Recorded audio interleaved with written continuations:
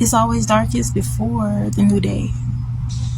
Welcome. Thanks so much for tuning in. I am Lotus of Judah 1111, and this is divine timing. That you see this, there's no coincidences in God's universe.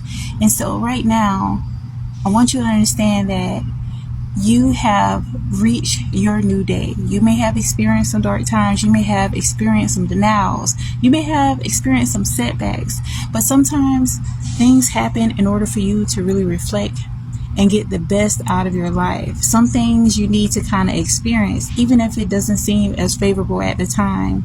If you can see a little bit of a lesson within those situations that you've gone through, you've already begun to unlock your blessings. So I want you to understand, to get prepared. Things are about to get so much better for you, y'all. I've been having so many dreams and confirmations, and I know all these dreams are not necessarily for me. Holy Spirit, the Most High God, the Ruach HaKadosh, wants me to share with you. Jesus Christ, Yeshua, y'all, I'm trying to be as specific as possible, wants me to share with you that out of nowhere, things are going to seem dim in some people's lives. Some people is going to seem extremely dark. It's going to seem like there's no way to turn. It's going to seem like your back is up against the wall. And then just like that, we just passed 144. Just like that, your life is going to shift in an amazing direction. And you're going to be so grateful that you held on. You're going to be so grateful that you persisted through it all.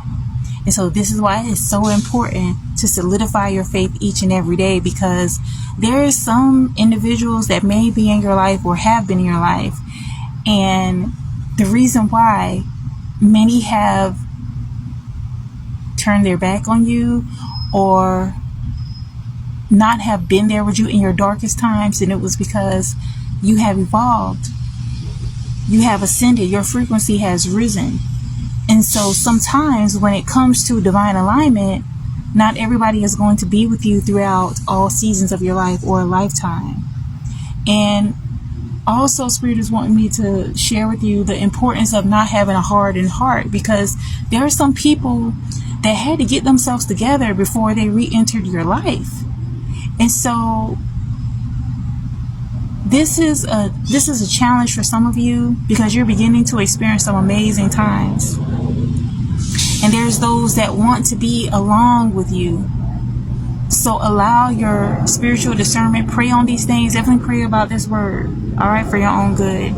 But Spirit just want you to know that your light is so powerful and so strong. Sometimes it takes people some time to really adjust and get themselves in alignment in order to actually be a part of your life. You carry the essence of the Most High Yeshua with you.